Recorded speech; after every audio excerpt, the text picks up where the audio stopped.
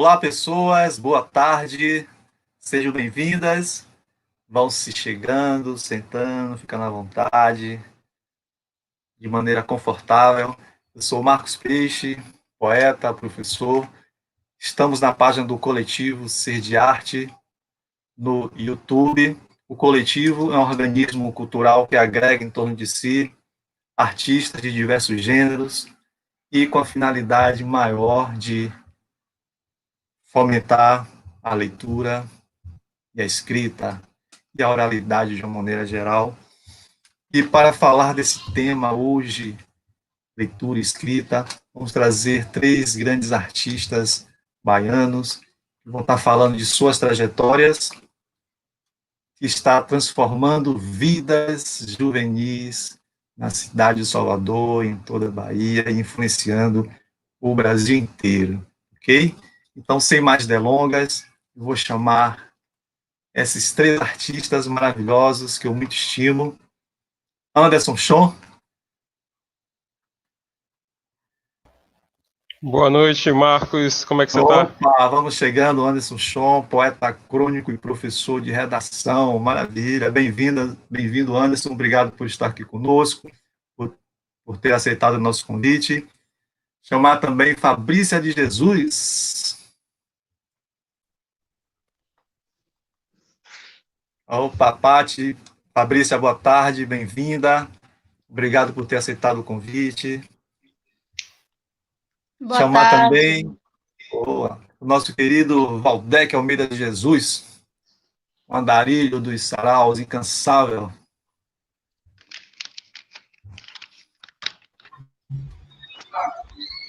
Boa tarde, galera. Marcos, Fabrícia, Anderson. Boa. Olha aí, Valdec Almeida de Jesus, jornalista, poeta, escritor, iniciador na arte baiana. Fabrícia, que é poeta, ativista, assistente social e muito mais. Mas cada qual é que vai falar de si. Ok, gente? Havia um quarto convidado, nosso querido Evanilson Alves, mas ele não pôde, ele teve impedimento, se desculpou, mandou um salve para todos vocês que estão participando da live e aqueles que estão também assistindo. Em outro momento, ele estará conosco e, com certeza, nessa conversação, nós estaremos lembrando do nosso querido Evanilson Alves. Vamos começar nosso bate-papo, porque eu também estou louco para ouvir vocês. Começar com o querido Anderson Chon, o poeta crônico. Anderson, meu querido, o tempo é seu, fica à vontade, aí 10, 15 minutos. 15 minutos está legal pra caramba. Fale de ti, sua formação e desse seu trabalho voltado para a juventude, que eu sei que está se transformando, se espelhando em você. Com vocês, Anderson Chon.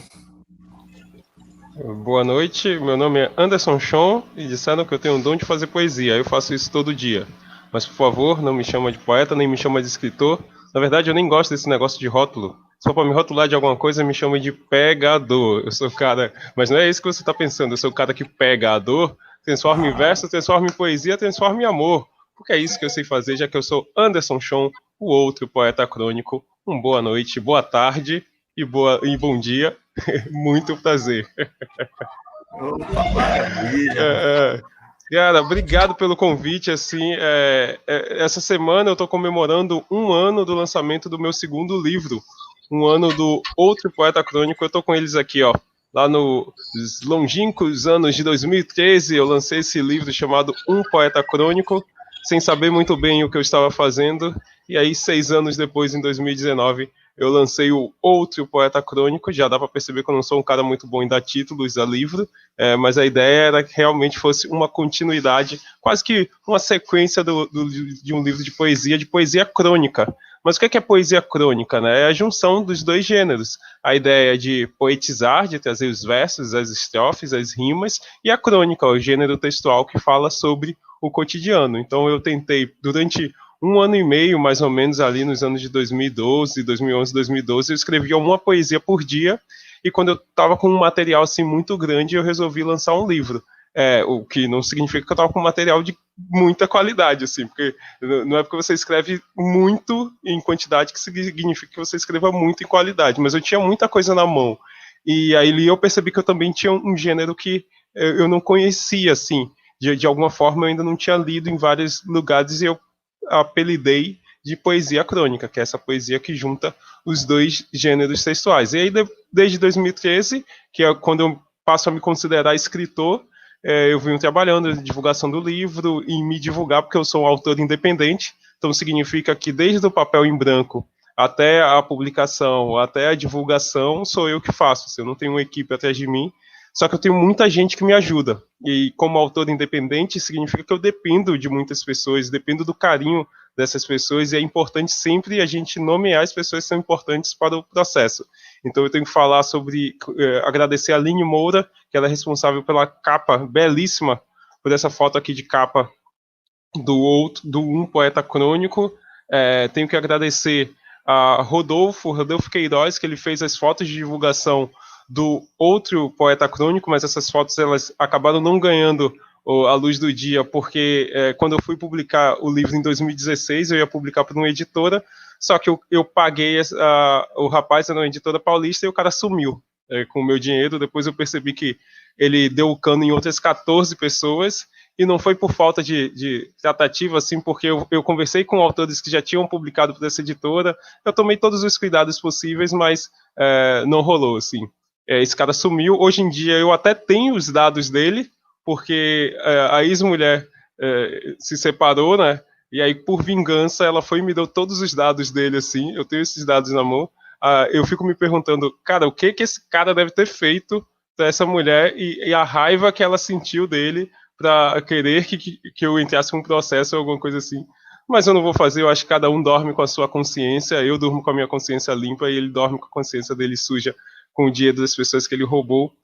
Tenho que agradecer muito também a Ana Amélia, que fez as fotos de divulgação do Outro Poeta Crônico, a Clara Elizabeth e a Larissa Ferreira, que participaram do processo de edição e correção, a tantas outras pessoas, mas eu estou falando isso para dizer que ser um autor independente significa que você depende de muita gente. E eu tenho que agradecer também as tantas conversas que acabam me inspirando, porque eu não acredito muito nessa ideia de eu só escrevo quando eu estou inspirado, tal. Eu sou um cara que escrevo sempre porque eu acho que a escrita é uma profissão. Então, quanto mais você escreve, mais você aprende a escrever.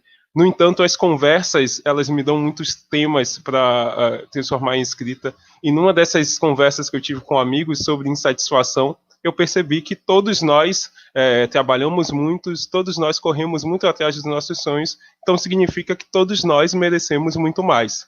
E nós merecemos assim, é mais um dia que começa sem um brilho incandescente que indica o final, feliz ou afinal. Nós merecemos muito mais, mas que as migalhas para trás que os jovens irmãozinhos deixaram no caminho. A vida curta nos pergunta se vai cantar ou se não vai, se vai ficar, se vai sair, se é legal, se é demais, se vai vender o tal garoto, sorridente ao presidente, negociando para cima por R$1 ou R$2. Nós merecemos muito mais.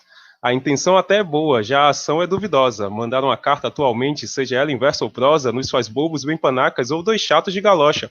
O mundo é todo virtual, desde o bom dia até o tchau. Nós merecemos muito mais. Se é o Césio de Goiânia ou Chernobyl lá na Ucrânia, nós não somos mais os mesmos, é o que diz o meu avô, tentando achar uma saída para esse cheiro na avenida. Faz lembrar do que tem dentro e se assemelha com a vida. Só reclame do amanhã se o hoje for perfeito. É que nem o meu vizinho que é um canhoto meio direito. E esse sim nem sabe mais o que é guerra ou o que é paz, e grita pro mundo ouvir até um tímpano explodir. Nós merecemos muito mais. E aí chegou o dia da revolução, em que jovens vão para as ruas com seus iPhones, iMacs e iPads e pedem, por uma causa social, mas não saem do mundo virtual, pois não faz mal. Falar ilimitado é olhar no olho, tocar na mão e beijar na boca. Mas eles esqueceram. Esqueceram da revolução, esqueceram do bem da evolução. Ou não. Obrigado. Além de atuar como escritor, eu sou professor de redação também. Já sou professor há quase 10 anos, assim, e eu já tive alguns bons resultados enquanto professor, com alunos sendo premiados em concursos literários. Existe um concurso aqui na Bahia chamado Concurso dos Escritores Escolares, que eu acho que eu participo dele com os meus alunos desde 2015, se eu não me engano. Eu sou o professor que tem uma maior quantidade de alunos premiados. Eu tive 10 alunos premiados. Já ganhou bicicleta, já ganhou câmera fotográfica, já ganhou tablet, assim. E eu fico muito feliz como a gente consegue, de alguma forma, sensibilizar esses alunos com a escrita. Mas hoje eu tive um exemplo assim, e eu quero deixar essa história registrada.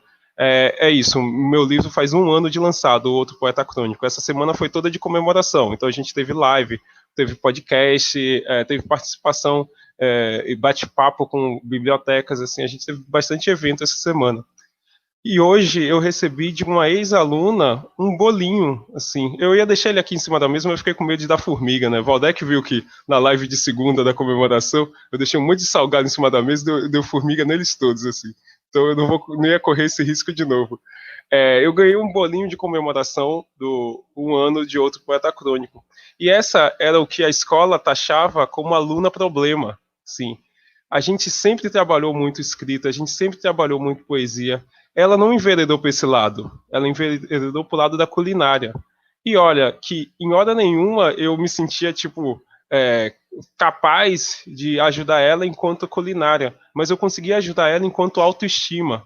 Eu acho que o papel da poesia, o papel da literatura é fazer com que as pessoas se encontrem. Então eu não estou lá como professor de redação para criar escritores. Se eu criar, massa, bacana. Mas o que eu quero criar de verdade são pessoas que se encontrem através da escrita, através da leitura, e a partir disso ela virou assim, uma cozinheira de mão cheia. Eu falei com ela que cada vez que eu vejo nos stories dela que ela fez um bolo para vender, é um orgulho para mim, porque ela era tida muito como garota problema e eu só conseguia vê-la como uma pessoa assim de muita liderança, de personalidade muito forte, que a escola não sabia o que fazer com ela, e eu sabia que era fazer com que a literatura fizesse com que ela se encontrasse, assim, e eu fico muito feliz que ela se encontrou. Agradeço muito, Ana, pelo bolo, eu fui muito emocionado, além de estar muito gostoso, assim, que no final das contas também me deixou muito feliz. E eu tenho uns alunos, Marcos, que eles são muito curiosos. Uma vez eu estava dando aula assim, e um aluno me perguntou qual era a diferença entre o Robocop e o Frankenstein. Aí eu falei, a diferença entre o Robocop e o Frankenstein é que um foi para um hospital público e o outro foi para um hospital particular. Uma outra vez ela me perguntou para que servia a academia. Eu falei, a academia é um lugar muito legal, né? É o lugar ali que você tira umas fotos bacanas, usa umas roupas coloridas, umas roupas rasgadas, e se der tempo você até malha. E aí um outro foi e me perguntou o que era saudade. Um aluno me perguntou o que era saudade. Eu não queria responder na verdade, mas tinha obrigação. Então fiz a comparação com as manhãs na escola, as tardes de sono e as noites na televisão. Falei que quando ele tiver mais idade, as manhãs serão de trabalho, as tardes de trabalho e as noites só Deus sabe. E assim, criança, quando chegar nessa fase, saberá com sinceridade o real significado da palavra saudade. Além de ter esse papel na poesia, assim, eu sou um cara muito nerd. Eu acho que vocês podem ver aqui o meu quadro, que tem algumas das figuras algumas figuras super-heróicas, desculpa. E eu escrevo no meu site, eu tenho um site chamado www.andersonchon.com.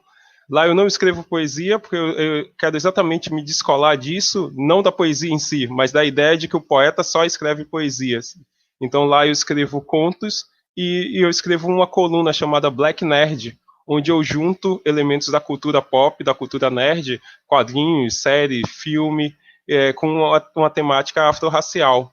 Hoje mesmo eu coloquei um texto que é tentando refletir sobre por que negros não aparecem em filmes de viagem no tempo. Não sei se alguém já se fez essa pergunta e já se respondeu isso, mas a gente só existe uma narrativa cinematográfica onde negros são protagonistas em filmes de viagem do tempo. Mas por que isso, assim? Então, no final das contas, eu pego todo esse universo nerd e pego a minha veia racial, a minha veia de homem negro, para falar sobre isso, porque eu acho que isso é a minha obrigação, a minha opinião. Eu acho que eu, enquanto homem negro, eu tenho que fazer algo pela minha comunidade, e o que eu faço é isso, fazer com que as pessoas reflitam sobre como a cultura pop contribui para um racismo estrutural que a gente vê no nosso cotidiano.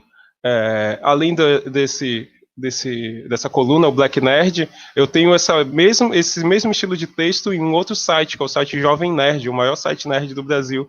Mas lá a coluna se chama Todo Mundo Odeia o Sean. E o meu último texto lá é uma carta do personagem T'Challa, que é o Pantera Negra, né? Mas eu falo do T'Challa mesmo, o rei de Wakanda, ele mandando uma carta pro ator Chadwick Boseman. Uma carta, logicamente, ficcional, né? Mas como seria a carta do T'Challa agradecendo ao ator que deu vida ao personagem. Isso vocês podem encontrar lá no site do Jovem Nerd. Eu acho que o meu tempo está se esgotando, né, Marcos?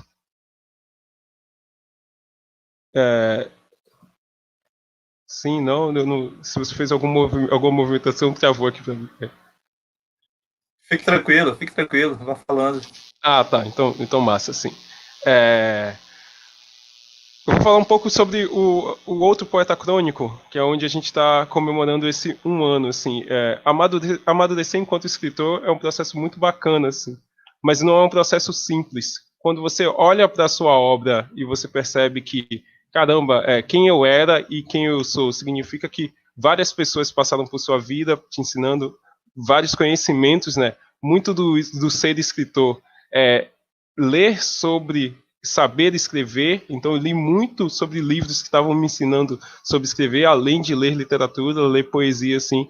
E aí eu queria declamar para vocês uma poesia que eu sou muito orgulhoso de ter feito ela, e no final das contas eu acho que sintetiza um pouco do meu estilo.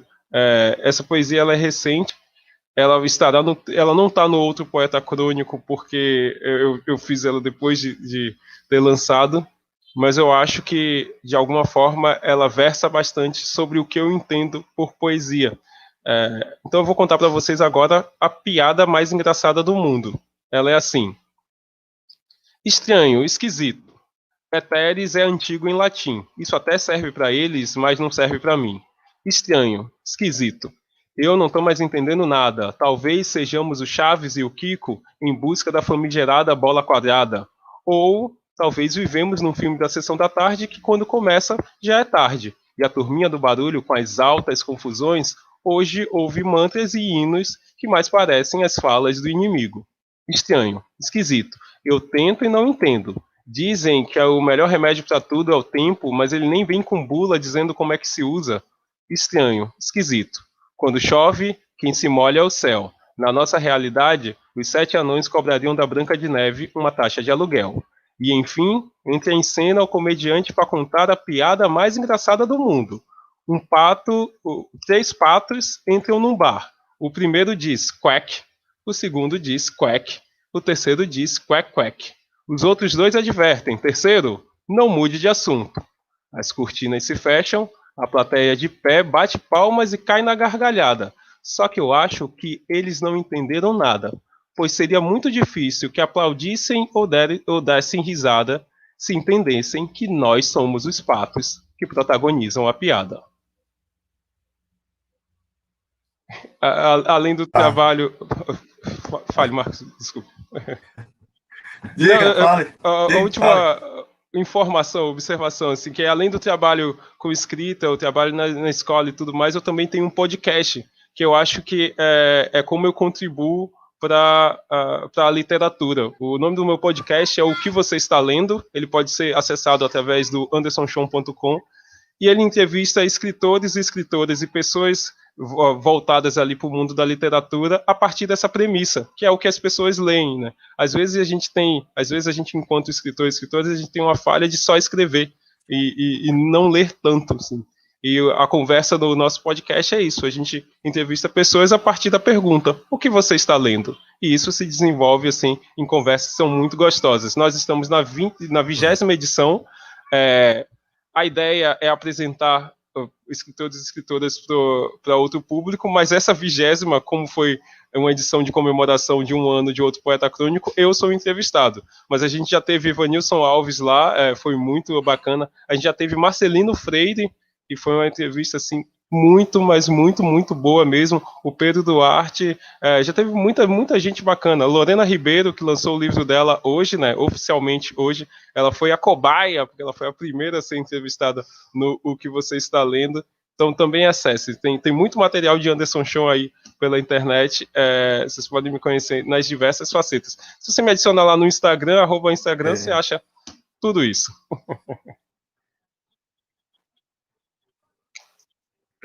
Eu estou te acompanhando lá, eu tenho visto. Você falou aí de ficção, não sei se você conhece, deve conhecer o Marcos Cagé. Ele está partindo para a literatura negra também, assim, de fantástica, né? Você poderia trocar uma ideia legal com ele sobre essa questão, Certo. Não conheço, certo? vou conhecer. Sim, sim. Deu para ouvir? Pronto, Marcos Cagé. Ele está partindo para esse tipo de literatura assim fantástica, porque ele também notou que não existe o negro nesse tipo de literatura, e ele está investindo nisso.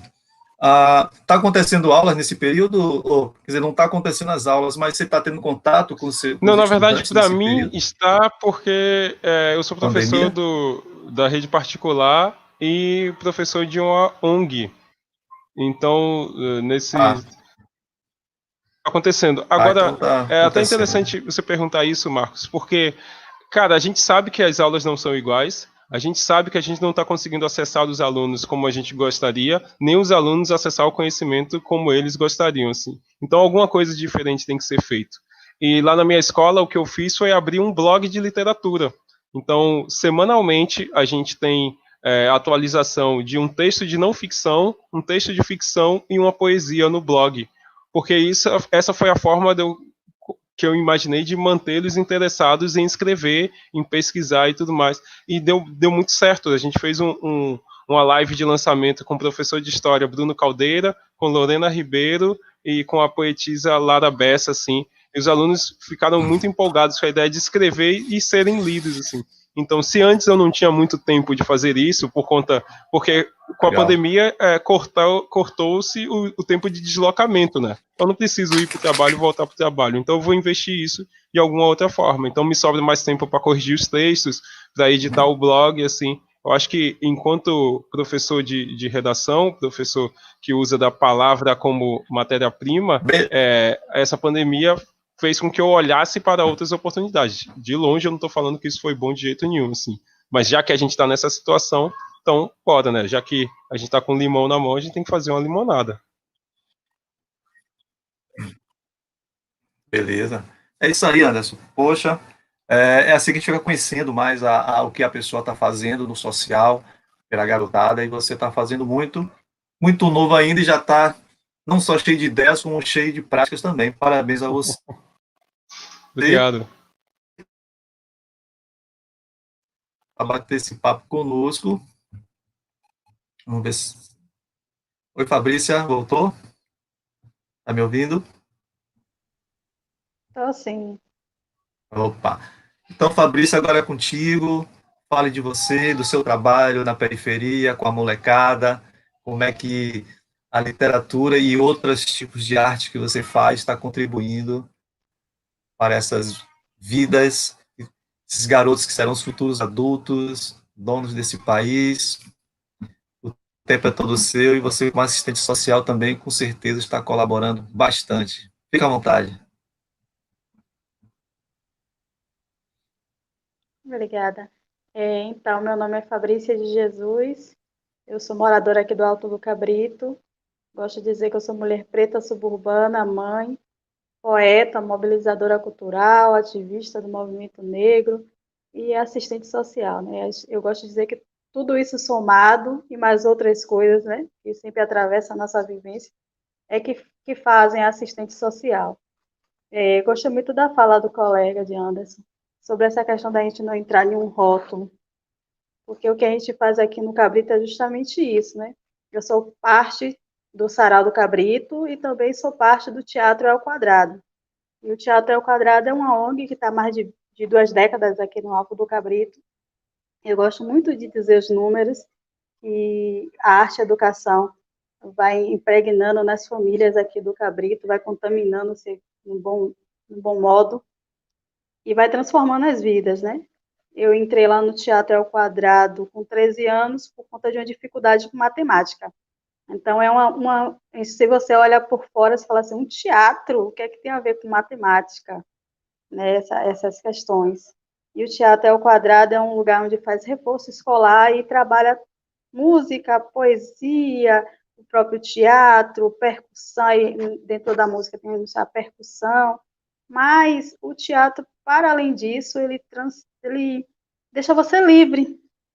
Sim, entra um menino por lá e a gente percebe que ele que gosta mesmo é de consertar os microfones, ou de estar fazendo esse apoio, ele é livre para estar fazendo isso, assim como sua aluna se identificou com a culinária. Então, a liberdade aqui de escolha também é grande e permite que a gente descubra vários talentos. Então, voltando ao teatro. O Teatro ao Quadrado é essa ONG que eu participei, que eu entrei a primeira vez com 13 anos e a gente não consegue mais sair de lá. A gente vai para a academia ou para outros campos de conhecimento, mas sempre está retornando para o teatro, né?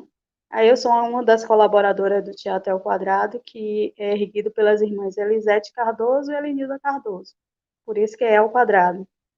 E desse Teatro ao Quadrado, desse grupo, é que nasceu o Sarau do Cabrito, né? O Sarau do Cabrito, então, é filho, eu posso dizer assim, do Teatro ao Quadrado, porque dos 6 integrantes, pelo menos cinco deles passaram pelo Teatro ao Quadrado.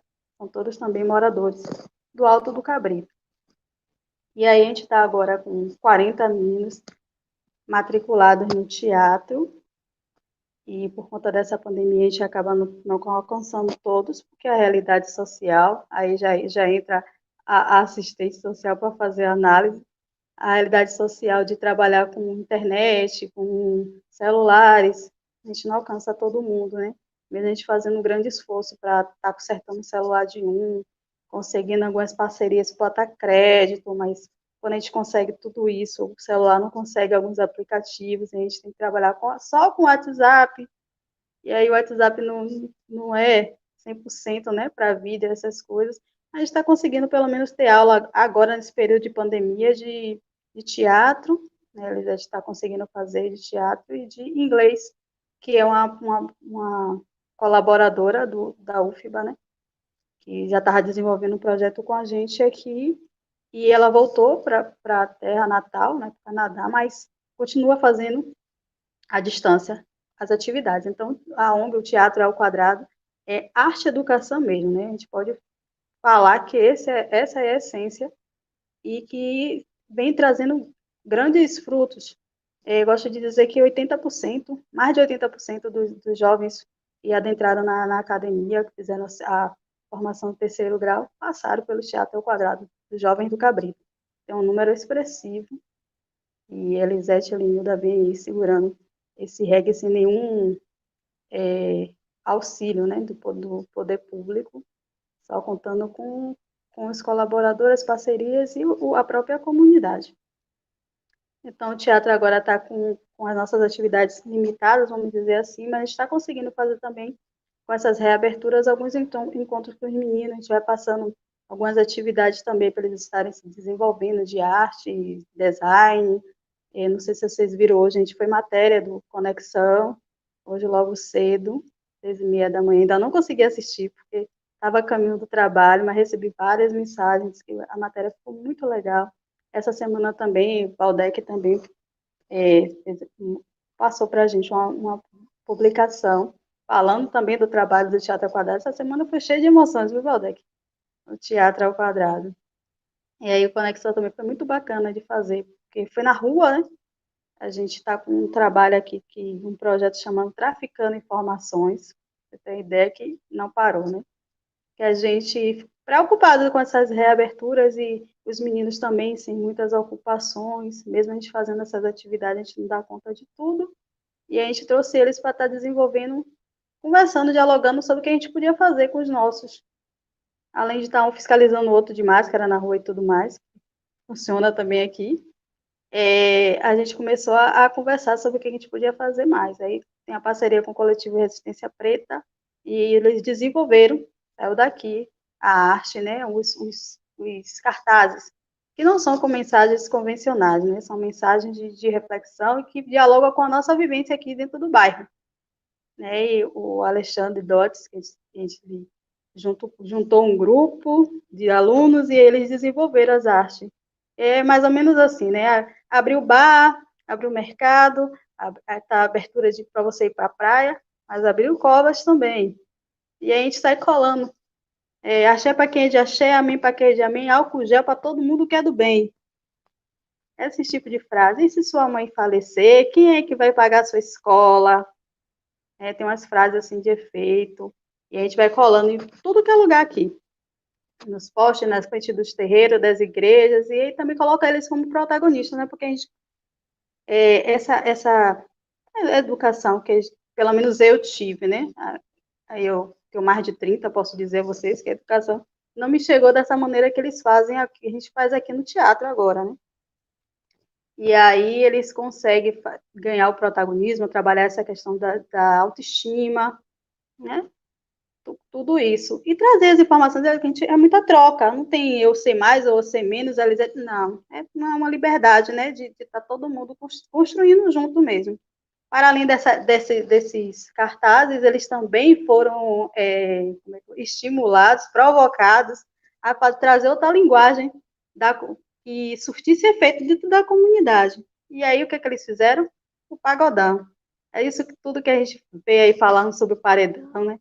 Que o paredão está fazendo aglomeração de pessoas. Então, a gente queria chegar nesse público. E aí, trouxe a proposta para eles e eles fizeram os pagodões com as mensagens de reflexão sobre a Covid.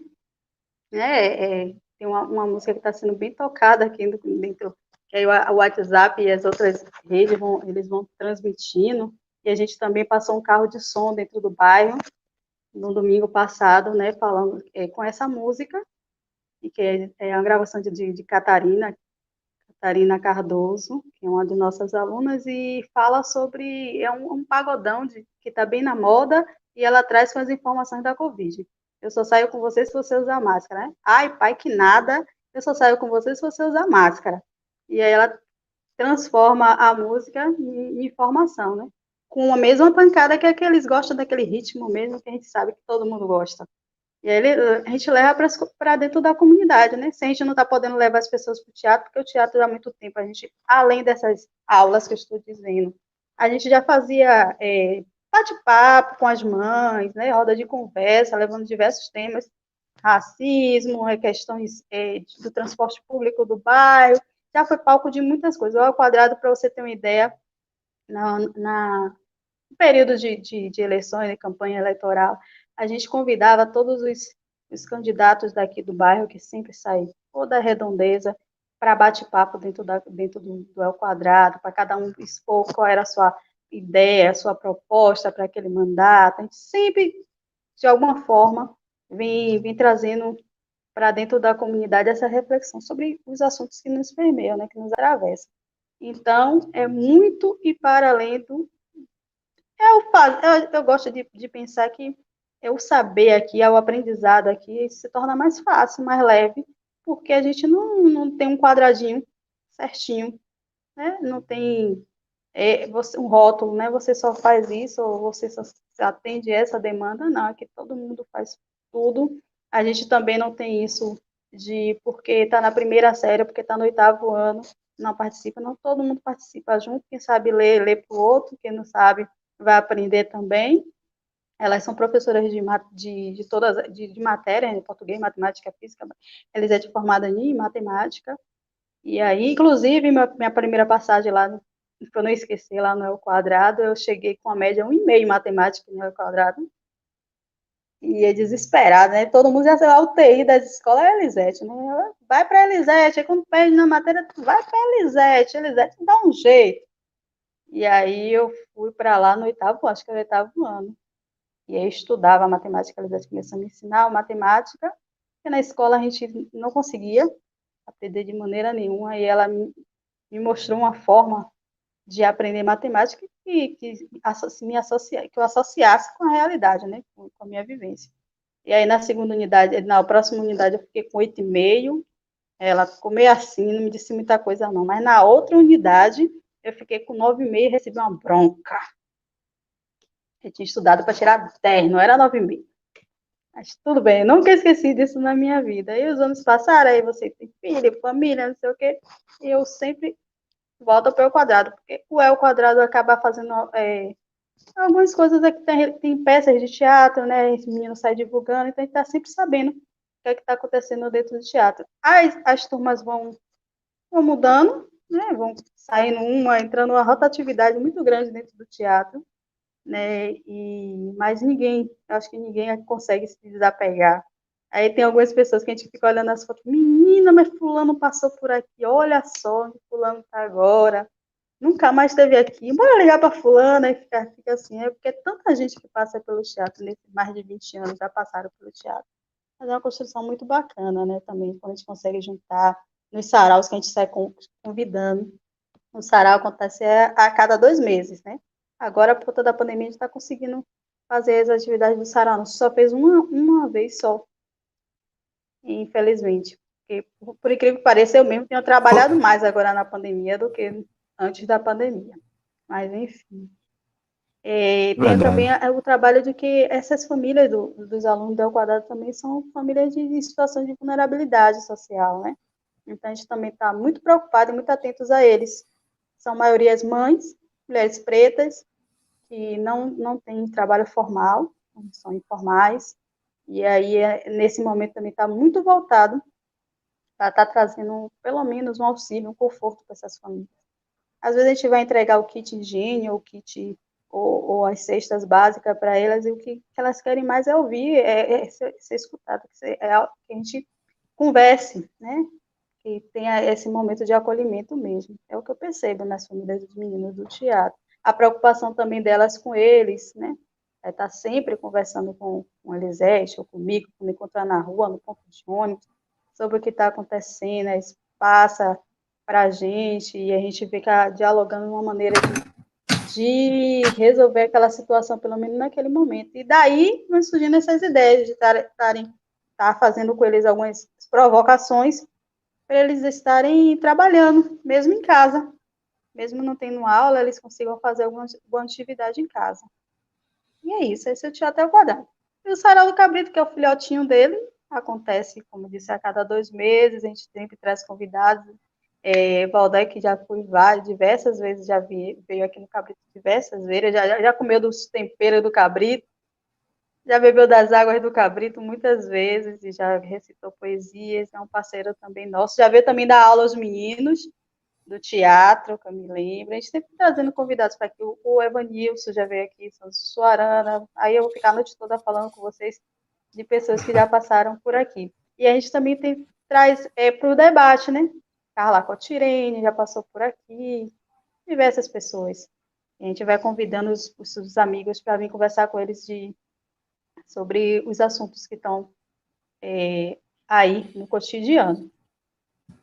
E Fabrícia essa parceira, é só uma parceira, só uma colaboradora de lá, porque as grandes referências da gente é Helenilda Cardoso e Elisete Cardoso, que não gostam de câmera, não gostam muito de conversar assim, não gostam de entrevista, aí fica jogando também para os meus braços esse tipo de coisa, e eu vou fazendo como eu posso, né, nessa correria que a gente já conhece. É isso. Fabrício, você tem uma poesia aí pra gente? Menino, eu não sou muito de recitar, não, viu? Deixa eu te falar uma coisa. A gente trabalha muito assim lá no El Quadrado. Eu escrevo e a gente leva para os meninos que recitam. Eles fazem o que eles querem com a minha poesia, que às vezes eu nem reconheço, digo, é minha mesmo. Mas acho que eu lembro, acho que eu consigo me recordar. Estava tentando colocar aqui no computador, ligar aqui para poder ler uma. Mas eu tenho uma Amélia, que eu acho que é o que eu mais faço, é a que eu mais faço. Eu acho que eu me lembro dela. A minha poesia é muito mais de protesto. Até que esses dias eu estou escrevendo as coisinhas mais adocicadas, mais afetivas, mas a minha poesia é mais de protesto. E a Amélia diz assim: cumprindo o papel que a sociedade lhe deu, Amélia nunca dançou, Amélia nunca bebeu, Amélia nunca gozou e por torturas adoeceu. Nascida em 1942, Amélia ainda te espera, macho, para decidir a feira. Fala baixo, sufoca suas certezas. Estuda, mas não recebe as mesmas grandezas. Se vai ao bar, é julgada ali mesmo, na mesa. Amélia é apontada na delegacia. São seus trajes que te sentenciam. Amélia apanha do marido, é vítima do machismo, gera índice de feminicídio que para não ser puta, Amélia pode esconder. Na real, Amélia anda é cansada de ser carne, submissa e sem vaidade. Por favor, eu peço por favor, libertem Amélia. Amélia precisa ser mulher de verdade. Eita! Viajei aqui agora, lembrei do Sarau da Onça, só né, Valdec? Fabrícia, obrigado, mas a gente ainda volta, tá? Vamos chamar aqui o Valdec para bater um papo também. Parabéns pelo seu trabalho que você faz na comunidade, seguindo aí, mesmo em tempos de pandemia, mesmo nas controvérsias, não pode parar.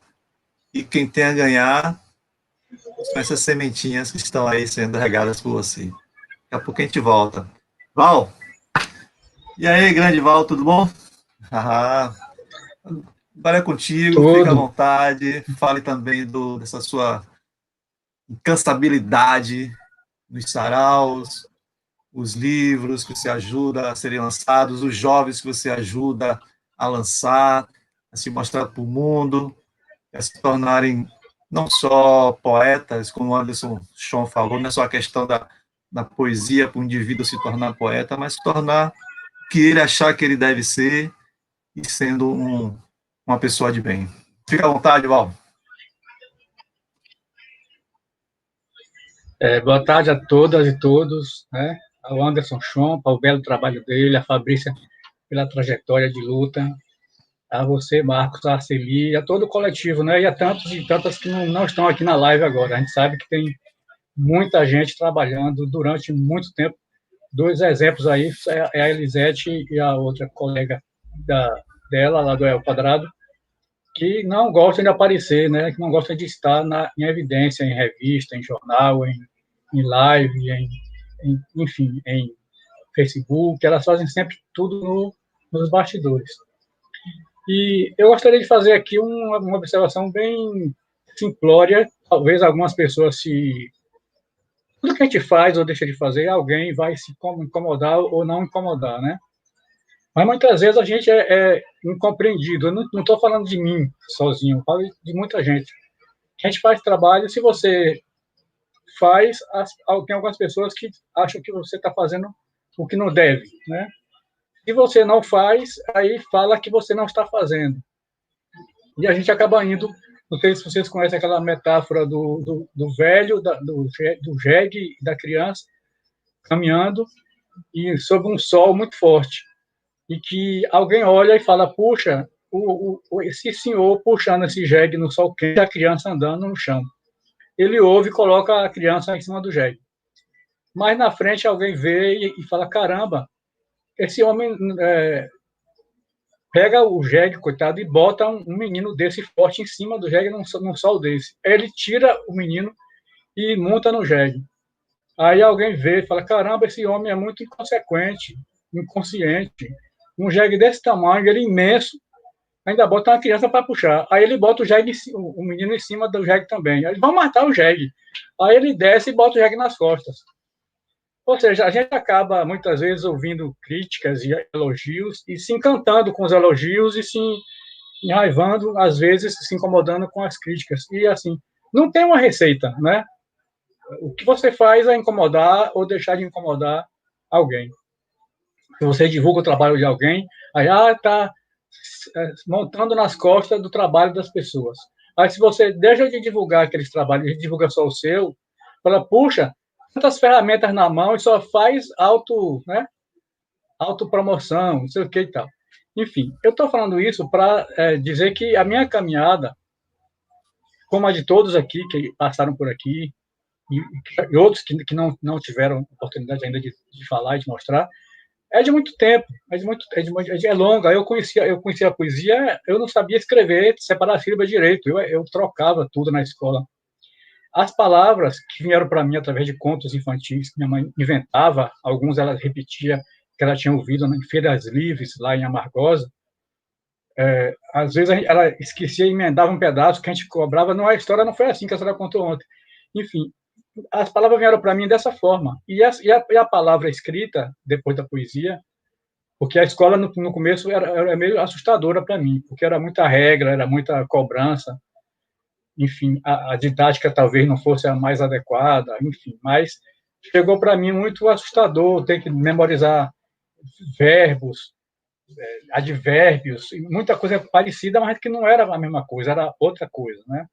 Classes gramaticais, fazer redação, enfim. E a poesia me deu uma liberdade, uma possibilidade de me expressar do jeito que eu quisesse. Inicialmente, eu comecei com as regras, né? Contaminado, entre aspas, pela escola, eu fui atrás das regras da escrita, da poesia. E aí, muitas vezes, o poema não se encaixava num soneto. Ele pedia um espaço maior ou menor, ou pedia apenas um ouvido para ser ouvida. E eu, como sempre fui uma pessoa muito retraída, muito tímida, eu me refugiava na escrita. Ali eu desabafava, ali eu contava meus lamentos, eu fazia minhas profecias, meus sonhos, meus desejos secretos, dedicava a pessoas que eu quisesse, né? Conquistava, enfim. E isso foi me dando uma ferramenta de domínio. A gente não domina nunca uma língua, mas porque ela é muito dinâmica. Quando você pensa que aprendeu, ela já está na frente. Mas foi me dando ferramentas para, pelo menos, correr atrás da língua, né? Sempre tentando acertar e também errar, porque a língua também é isso, é erro e é acerto. Não tem uma forma adequada, ideal e absoluta. Sempre tem mudanças de um bairro para outro, de uma cidade para outra, de um estado para outro. Às vezes, dentro do próprio estado, tem mudanças, né? De significados, de usos de palavras, palavras que em alguma cidade... De uma casa para outra. Exatamente. Tá. A gente, às vezes, muda também o tempo inteiro, e a língua ela é muito rápida, muito ligeira. Mas, mesmo assim, é a ferramenta que a gente tem como forma de expressão, uma das formas de expressão, né? Tem teatro, tem dança, tem música, mas eu sempre me apeguei mais à palavra e à palavra escrita.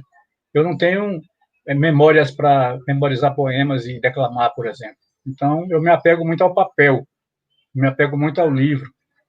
E a palavra, para mim, sempre foi uma forma de refúgio. A questão também de poder, né? De você registrar. A gente ouve muito isso, o preto no branco, de contratos, né? O que você falou está dito, não tem como voltar. Enfim, as palavras são ferramentas que nos transportam, que nos guiam na vida, né? E na literatura propriamente dita, eu sempre escrevi, e a partir de 2005, eu criei um concurso literário justamente para me encontrar com outros e outras pessoas que escrevem. Isso foi me dando a oportunidade de conhecer outros países, de conhecer outras línguas, inclusive, né? Comecei a fazer um curso de inglês, comecei a fazer curso de espanhol. A gente acaba ficando a vida inteira para aprender algumas coisas, mas são ferramentas que vão dando potencial para a nossa escrita, para a nossa forma de se espalhar pelo mundo. Eu sou muito contra fronteiras, barreiras, currículos, grades curriculares, essas coisas todas que nos prendem. E aprender uma outra língua, por exemplo, dá uma possibilidade de você sair da sua fronteira. Claro que você, dentro do seu país, tem as fronteiras também, né? Tem os grupos, tem os coletivos, tem as academias de letras, tem a pesquisa acadêmica, tem vários lugares que você não consegue alcançar com tanta facilidade, ou talvez nunca consiga. Mas eu sempre vou tentando. E eu sempre sou uma pessoa de busca de respostas. E eu, por exemplo, eu ouvia muito uma queixa de uma professora no Fala Escritor, que é um coletivo que o Leandro de Assis criou, idealizou, onde se encontrava muitos poetas, escritores, dançarinos, pessoas de teatro, de circo, todo mês numa livraria para declamar, lançar livro, fazer palestra. E essa professora ficava resmungando, né? E eu sou uma pessoa do silêncio. Eu não gosto muito de barulho, de lugares que tenham ruídos. E esse ruído que essa professora fazia me incomodava muito, porque ela dizia sempre, que a poesia estava morrendo, que os velhos estavam indo para o cemitério com a poesia, que os alunos dela não gostavam de poesia, enfim, ela se lamentava o tempo inteiro. Eu não, mas ela não fazia uma proposta, né? Ela não ia no microfone fazer, questionar e chamar alguém que pudesse dizer, para corroborar com aquela opinião dela, ou ser contrário à opinião dela. E eu, como sou muito de pouco diálogo, eu ficava ouvindo aquilo e me incomodando, e eu fui buscar as respostas para ver se realmente a poesia estava morrendo. Em alguns lugares eu via que sim, eu comecei a frequentar os lugares os mais inusitados, que eu não participava, por exemplo, Academia de Letras, Academia de Cultura, grupos fechados. Eu comecei a chegar para ver como é que acontecia o debate da poesia ali. E via que, em alguma medida, ela tinha razão de, entre aspas, a poesia estar morrendo e indo para o cemitério. Mas que tipo de poesia? Né? Aquela poesia que não falava da identidade da gente. Aquela poesia que repetia aqueles formatos que eu não conseguia ficar até o final sem dormir, sem cochilar e sem bocejar. E, claro, não estou dizendo que essa poesia não é poesia, mas, assim, tem lugares em que a poesia tem um formato que você não se estimula, não se sente atraído. E talvez essa poesia que ela levasse para a escola dela, os alunos não se identificavam, porque falavam de cenários, de realidades que não tinham nada a ver com a realidade deles. E aí eu conheci, através da Fundação Cultural do Estado, em 2012, eu já fazia incursões na poesia, nas quebradas antes disso, mas eu conheci o Sarau da Onça, né, lá na Gamboa de Baixo, no evento que estava acontecendo. E aí, a partir dali, a partir do Sarau da Onça, eu comecei a conhecer outros coletivos. E, um pouco antes, em 2009, eu já atuava no bairro, no Calabar, que eu estava fazendo faculdade de comunicação social ali em Ondina, e uma das atividades de disciplinas era a construção de um jornal impresso. Nós tínhamos jornalismo impresso, de TV, de rádio, de revista e internet. Então, a gente tinha que participar de atividades. E uma delas eu participei na construção do jornal. Na construção não, o jornal já existia, na edição do Calabares, que é um jornal laboratório da Faculdade Social da Bahia. E aí eu conheci a biblioteca do Calabar e comecei a fazer oficinas com crianças. E surgiu, em 2009, a primeira edição do livro Abre a Boca Calabar, que é uma analogia ao livro de Fernando Conceição, que é Cala a Boca Calabar. O livro de Fernando Conceição, que é doutor em literatura, né, em comunicação social, professor da UFLA, ele fala do sufocamento que o bairro sofre, né, pelas elites e pela mídia, que repercutem, e não só no Calabar, qualquer bombinha de São João que explode num bairro desse, aí aparece uma manchete. Tiroteio no Calabar assusta Jardim Apipema. Ou seja, só assusta a elite, né? Porque as pessoas daquele bairro ali não se assustam, não sentem nenhuma consequência, né? Geralmente a comunicação social ela é de cima para baixo, ela não vai ouvir as pessoas daquele local, ela não vai repercutir a arte, a cultura, as necessidades básicas que o Estado deixa de prover, ela só vai mostrar quando o Estado chega com o braço armado. E aí fala que aquele bairro é um foco disso, um foco daquilo. A gente já sabe esse discurso, né? Eu não vou aqui ficar dando bucha para canhão dessa galera. E aí o livro Abre a Boca Calabar, uma das coisas que a gente pediu, o Rodrigo Calabar, o Rodrigo Rocha Pita, né, e uma galera de lá, a Rosângela, enfim, o pessoal da rádio comunitária, a gente sugeriu que as crianças, a gente não queria dar um direcionamento para o que elas tivessem que escrever, mas a gente pediu para elas escreverem o que elas quisessem, de preferência do que elas viam, né, do que elas conviviam ali. Então, teve poemas falando da vizinha que passava arrumada todo dia, teve poesias falando do sonho de um emprego, enfim, é um discurso que a criança também ouvia dentro de casa. E um dos poemas que está nesse livro, que é da Amanda Beirão, uma menina de 7, 8 anos na época, onde eu moro, Calabar se chama. A comunidade em que eu moro se chama Calabar. Tem muitas coisas boas que eu quero comentar. Tem a padaria, cujo pão é uma delícia. Tem o Provida, que ajuda a melhorar.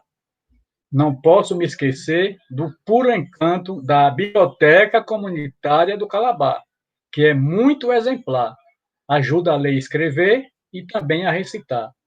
Vivo em um mundo de fantasias, mergulho em um livro de poesias e não quero mais parar, pois me acho muito alegre e uma menina exemplar.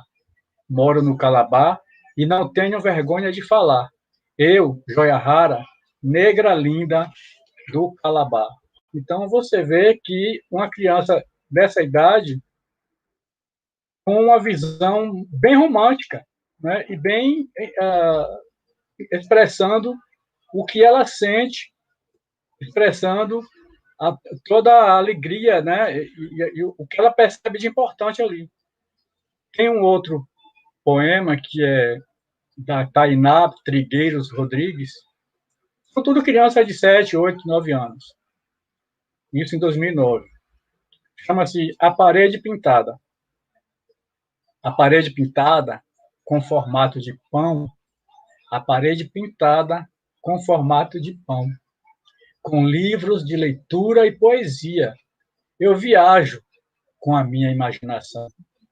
A parede pintada com formato de pão, a parede pintada com formato de pão. No pão, eu passo manteiga e o como com café quentinho. Oh, que delícia! O pedaço de pão.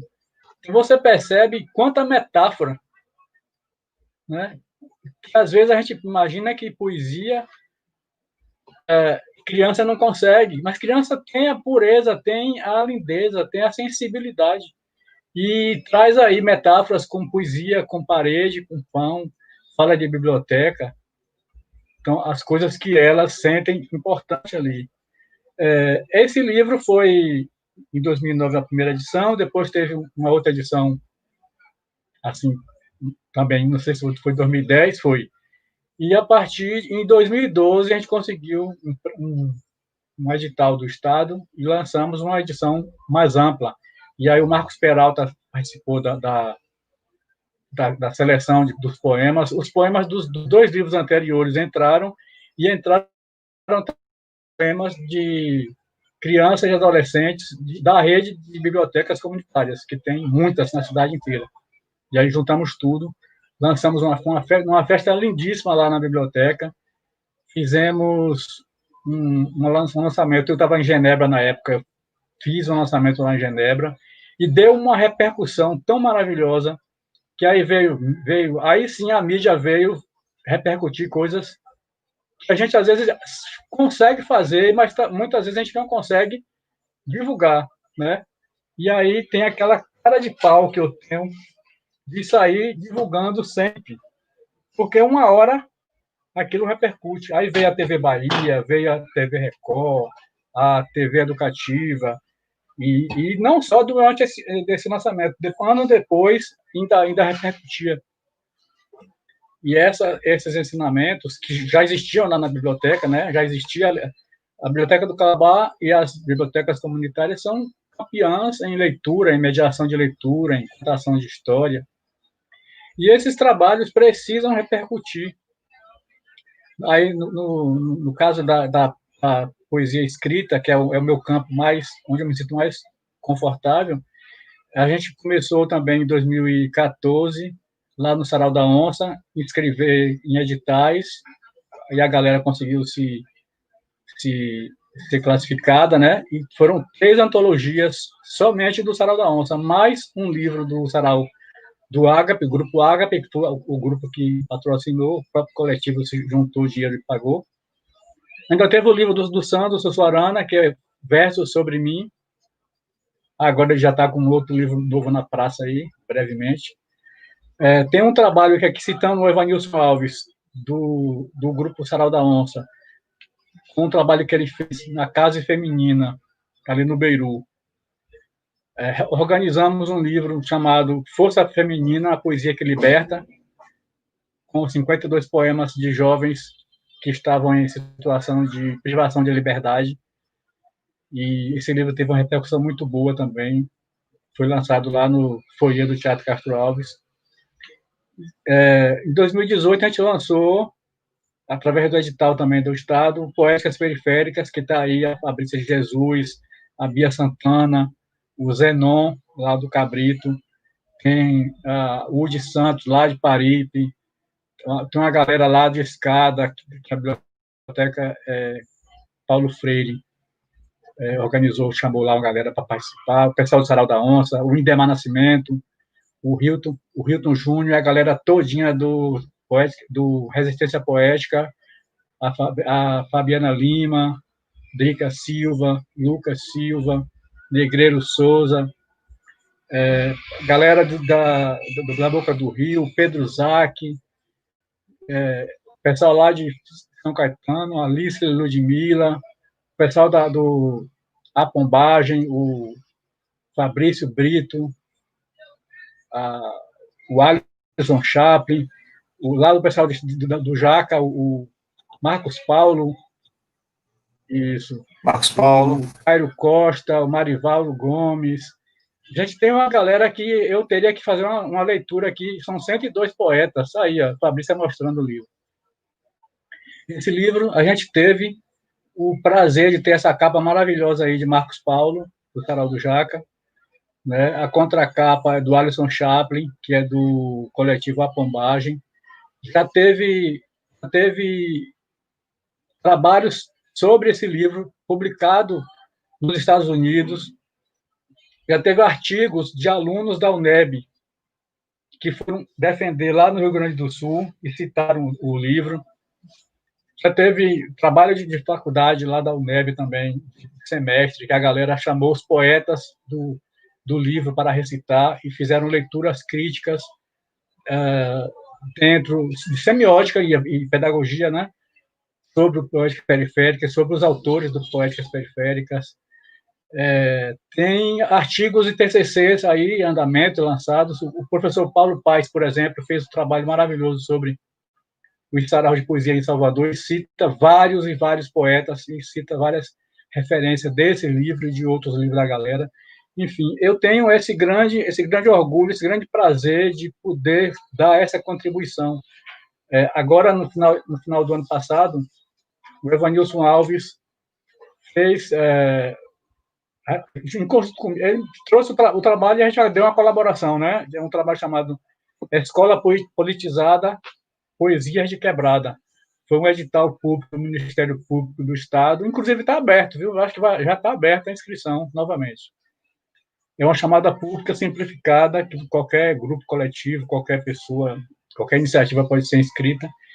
E aí foi selecionado e fez oficinas em várias escolas, a Ruth Pacheco, o Edivaldo Brandão, em Cajazeiras e Cabula, no Polivalente, fez também lá no interior, em Simões Filho, Camaçari, com a galera, fazendo oficinas de poesia, de escrita, e inclusive com professores, né? Porque a formação é conjunta e separada, né? Que tem formação específica para professores e outra específica para estudantes.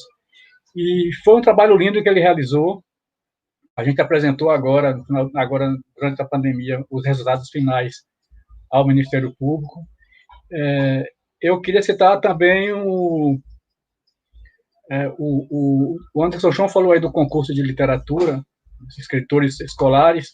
Esse concurso é um concurso criado pelo ex-diretor da Diretoria do Livro e Leitura da Fundação Pedro Calmon, João Vanderlei de Moraes Filho, que é o promotor do Sarau Caruaru dos Sete Poetas, de Cachoeira, e faz um trabalho maravilhoso. Teve, inclusive, agora, durante a pandemia, um seminário internacional sobre literatura. E esse concurso tem tido grande repercussão e dado incentivo para que muitos professores e alunos sejam inseridos no mesmo, né? E o sucesso é grande, cada vez mais. O Evanilson levou os alunos dele, os alunos da casa masculina, onde ele está agora, que é Camaçari, Simões Filho, ele inscreveu vários alunos lá da casa, que são jovens que estão em privação de liberdade, e alguns foram selecionados e ganharam premiações nesse concurso. Então, eu acho que a palavra escrita, com suas narrativas, com empoderamento, né? A gente não dá voz a ninguém, na verdade, todo mundo tem voz. O que a gente pode fazer é repercutir, é tentar espalhar essa voz, tentar reverberar, tentar dar uma mídia positiva. Porque a mídia negativa, as TVs e os jornais hegemônicos já fazem sem a gente pedir, né? E, inclusive, inventando mentiras. Tem uma matéria, por exemplo, da Folha de São Paulo, que isso faz muitos anos, que destruiu uma escola lá em São Paulo, inventando uma história mentirosa sobre os proprietários da escola, dizendo que eles assediavam as crianças, que eram, enfim, destruiu a vida das pessoas, das famílias, dos meninos, dos professores, coordenadores, que depois eles foram condenados a pagar. Agora, depois que você mata a pessoa, não tem mais como você voltar atrás. Então, esse trabalho de formiguinha que os coletivos fazem, que o Sarau do Cabrito, o Sarau do Jaca, que os professores, professoras comprometidos, que acreditam, né? Aqueles que têm uma boa índole, porque a gente sabe que em qualquer profissão tem bandidos, vagabundos e pilantras, como também tem comunicadores sociais. Eu conheço poetas que estão defendendo a morte, né? Eu conheço poetas que defendem o assassinato de jovens na periferia. Eu conheço poetas que defendem a política de extermínio e se incomodam quando a gente entra num grupo, eles estão e postam uma matéria sobre o que os bandidos que eles protegem estão falando. Então, a gente tem que lutar sobre-humanamente para poder abafar essas vozes dessas pessoas, desses canalhas, e ainda conseguir, minimamente, manter o nosso trabalho de semear poesia, de semear cidadania, de semear sonhos. Eu tenho tentado fazer nos blogs e nos sites onde eu participo, por exemplo, o portal Sotero Preta, que é da editora Jamile Menezes, que é um portal aberto a contribuições. Quem queira enviar um artigo, né, é só entrar lá no site e entrar em contato com eles. Eu sempre tenho tentado postar lá entrevistas com poetas, entrevistas com matérias sobre coletivos. A gente também não dá conta de tudo, né? É um trabalho freelance, e free porque é free mesmo, é de graça, a gente faz porque gosta. Os portais, os jornais também têm as suas limitações de tempo e a agência de notícia da favela, que o jornal impresso parou durante a pandemia, mas o site continua. E, inclusive, o Anderson Chon é um dos colaboradores do jornal escrito e do site também. O blog Galinha Pulando também tem sempre que eu consigo, que me dá tempo, eu repercuto notícias sobre iniciativas, sobre, enfim, sonhos. Eu queria ler um poema aqui, que é um poema do Santos Suarano, no livro Poéticas Periféricas. Correr atrás da bola era brincadeira. Correr de bala não é brincadeira. É assim, do subúrbio à ribeira. Nossas vidas vendidas para o lucro na vida de quem as tira. Criminalizam nossos corpos, a burguesia se sentir melhor, mais segura. É por isso que tantos corpos somem nas malas das viaturas. E os pretos que não percebem isso, deve ser porque acham que vai deixar de ser preto e ficar rico. Vai mudar de vida social? Sim. Mas não vai deixar de ser um alvo do policial, entende? O racismo é sutil, silencioso, mas ele está sempre presente. E nem adianta achar que se o governo for de esquerda, vai ser diferente. Não vai. Está implícito nas linhas da Constituição, que diz que roubar é crime. desde que você não seja do alto escalão, nem branco. Porque a hipocrisia daqui rima com as mães do cabula, que estão prontas, porque não tem conforto, que vai reparar todos esses corpos furados de bala. Não quero tapinha nas costas, nem que venham me abraçar. Quero é que parem de nos matar, de justificar assassinato com tiro acidental. Porque na periferia pode, né? É normal. Vamos parar de naturalizar essas coisas, de assistir Bocão dizendo que só morre assim porque fez essa escolha. Desgraça. Quem escolhe morrer? Você acha que os pivetes vai para a pista porque quer ou porque não tem o que comer? Pare para pensar e veja que na pirâmide econômica a gente é o corpo e a mão, a gente é o corpo e não é a ponta. Já passou da hora de a gente se informar, entender que ser malandro mesmo é estudar, deixar os racistas com raiva e se formar, é esfregar o diploma na cara deles e gritar que a revolução não será com armas, será com papel, caneta e a favela toda graduada. Então, os coletivos de poesia, eles fazem um trabalho excelente, né, de políticas públicas que o Estado, como instituição, o Estado, o município, prefeitura, não fazem nem quer saber de nada. Né? No máximo, vão chegar ali, pinta a rua, dá uma poda nas árvores, enfim, e o resto que se dane. Então, é por aí que a gente está indo. Poesia na cara deles. É, poesia, como diz Marcos Peixe, maravilha, cara, demais. Vou fazer uma pergunta a vocês, enquanto isso eu vou chamar a Celi, vocês já vão pensando na resposta. Davi Carlos pergunta o seguinte: poesia boa é aquela que... A Celi Araújo, vem para cá, enquanto os meninos pensam.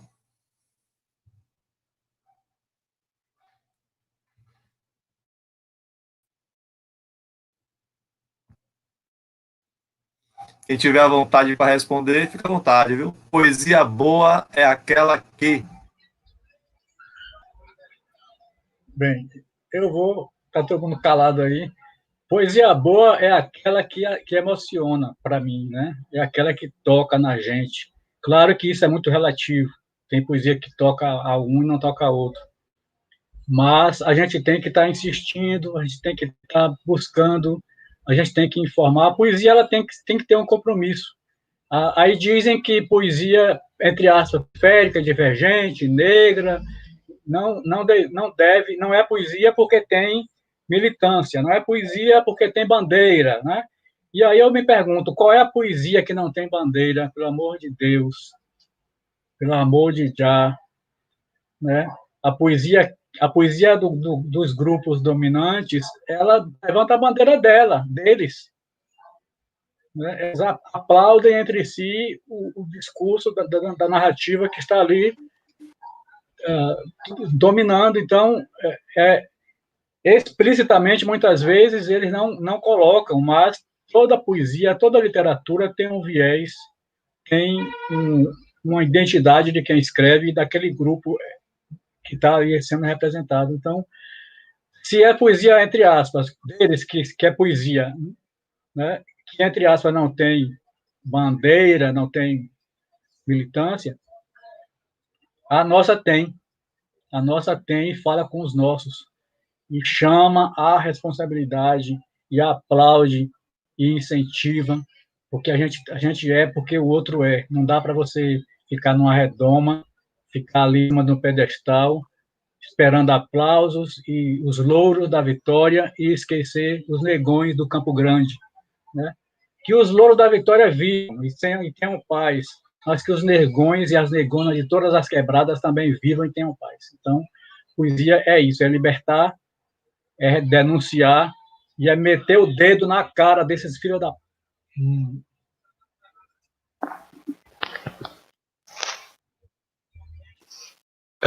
Eu acho que poesia boa é a poesia que foi escrita. Simples. Porque eu não acredito na ideia de que um gênero que tenha tanta liberdade, que traga em si tanta liberdade, precise cair nessas amarras do que é bom e do que é ruim. Quando o Waldeck fala aí sobre a poesia que toca, significa que alguém vai ser tocado com aquela poesia, assim. Então, se ela não me tocou, se ela não me agradou, não sou eu que vou dizer que ela é boa ou que ela é ruim por conta disso, assim. Então, a poesia que já foi escrita, ela já é uma poesia boa, porque ela está se comunicando com alguém. Nem que seja se comunicar com a pessoa que escreve, assim.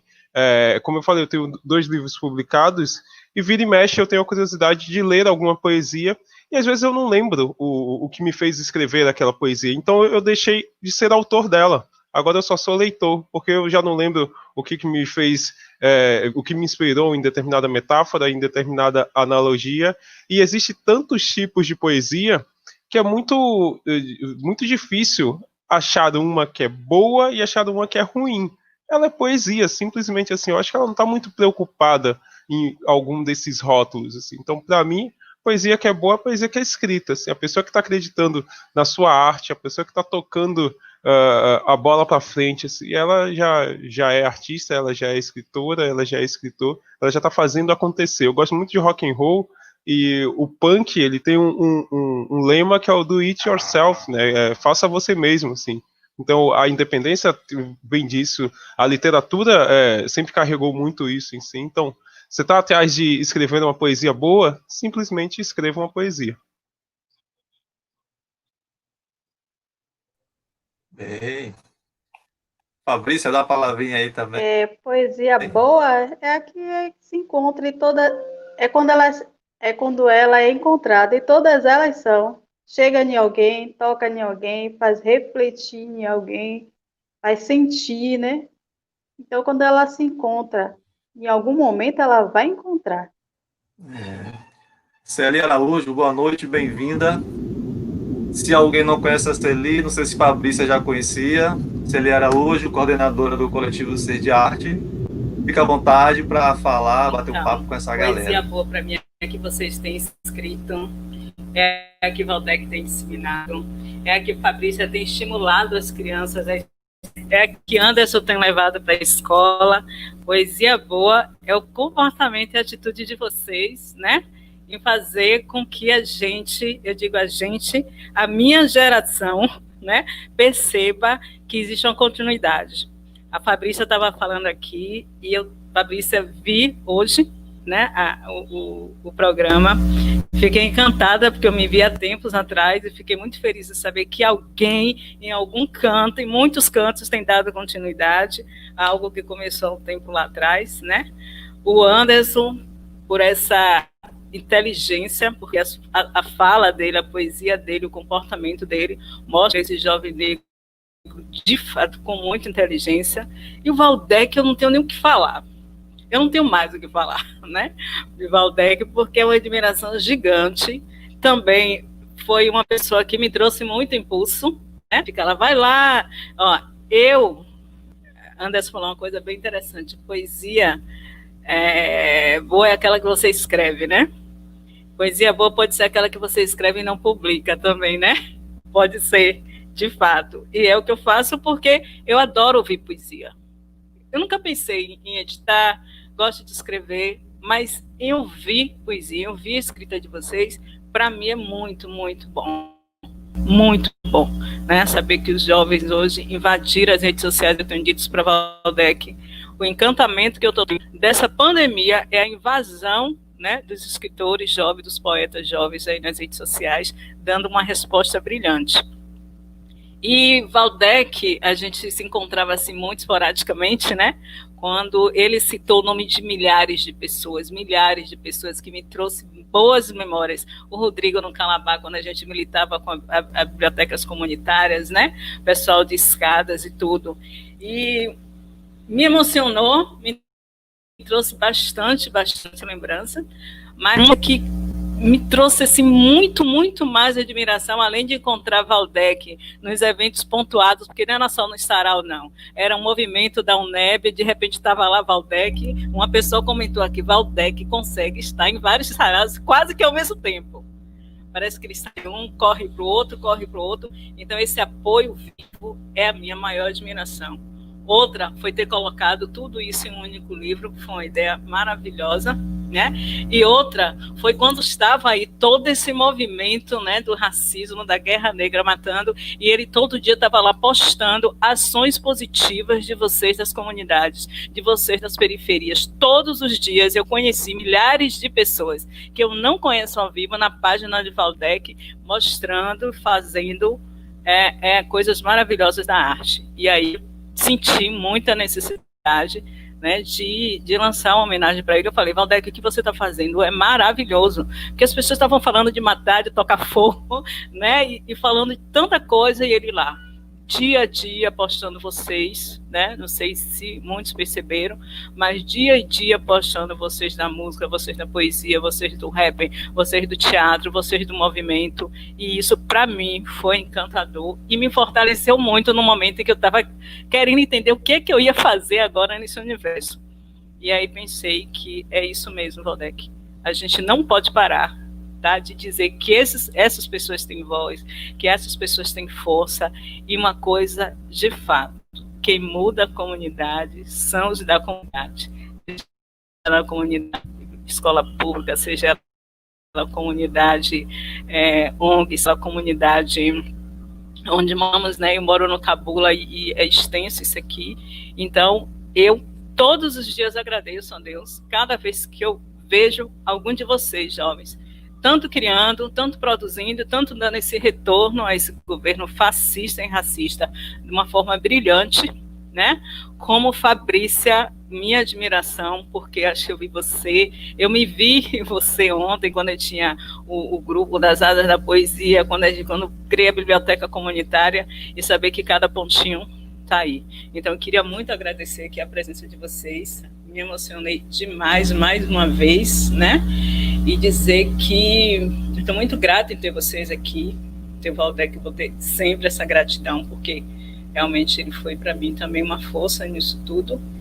E dizer que continue, porque a resposta é exatamente essa que vocês estão dando. Tá? A gente não tem que brigar, tem que brigar e a campanha aí, a gente tem que fazer muita coisa que eles não esperam, né, reagir a muita coisa, mas dizer que eu fico muito feliz hoje com toda essa situação, embora a tristeza da gente estar perdendo pessoas que a gente ama, pessoas, né, que muito vulneráveis aí a toda essa pandemia, essa quarentena, mas saber que tem muita gente linda resistindo, e vocês, Fabrícia, você, Anderson, são essa gente lindas, né? O Valdec, acho que dispensa, né? Ele está todo cheio aí. Eu digo que até a culinária dele é poética, porque já me engordou aí com seus peixes. Ele fica postando lá naqueles peixes maravilhosos. Aquilo também é poesia, viu? Os peixes, que tudo. Eu fico aqui querendo sair para comprar um peixe e dizer para ele que eu vou fazer um peixe igual para comer. Então, assim, muito obrigada, gente, mais uma vez, por vocês estarem aqui, por vocês estarem, né, reagindo a tudo isso, porque nós é que vamos mesmo mudar, nós é que vamos mesmo fazer essa diferença. E não esquecer que essa geração que vem aí vão estar lembrando de vocês, né? Eu disse para Anderson e vou repetir, quando me fazem, porque eu lembro bem. Qual é o professor inesquecível? O Anderson Show para muitas crianças, né? Com seus super-heróis, com seus comportamentos. Então, isso eu falo com vontade. E aí fala assim, qual a liderança importante? A Fabrícia, que está aí dentro da comunidade, né, agindo e trazendo para as crianças, para a sua comunidade, esse exemplo de força, né, de mulher negra, né? E para Valdec, só admiração. Pronto. Para não encher muita bola dele também, né? Porque ele já está aí todo... Mas está aqui, está na Colômbia, está no Peru, está em todo canto. E o mais interessante é que quando eu pergunto para Valdec assim, Valdec, onde é que eu consigo isso, isso, isso? Ah, tem uma pessoa que pode te ajudar, Celi Araújo, mas Valdec sou eu perguntando para você, né? Então a primeira pessoa que eu recorro é o próprio, e ele sabe disso, e isso é muito bom, né? Então, meninos, muito obrigada mais uma vez. Anderson, acompanhei um pouquinho aí sua festa, né? Assisti assim muito rápido por causa das produções também das lives, mas parabéns. Que pena que é o último, né? Queria logo outra aí, Anderson, outro motivo para você estar aí também, né? A Lorena, que eu tive um prazer lindo de conhecer, e muitos de vocês através de Valdec. Então, eu digo que o Valdec é meu leme nessa história também, e gratidão mesmo a vocês, tá? E aí, tanta gente linda aqui já assistindo, admirando vocês, né? Eu queria agradecer também as pessoas que vieram aí, que agradeceram, tá?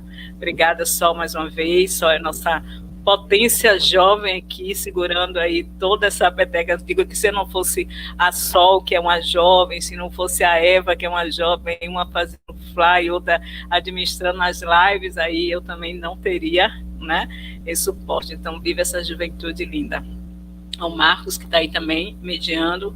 Então, eu queria agradecer muito a todos vocês mais uma vez, viu? E dizer que hoje, realmente, eu fiquei muito emocionada. Walter encerra o Marco hoje, né? Daqui a pouquinho nos encontraremos lá.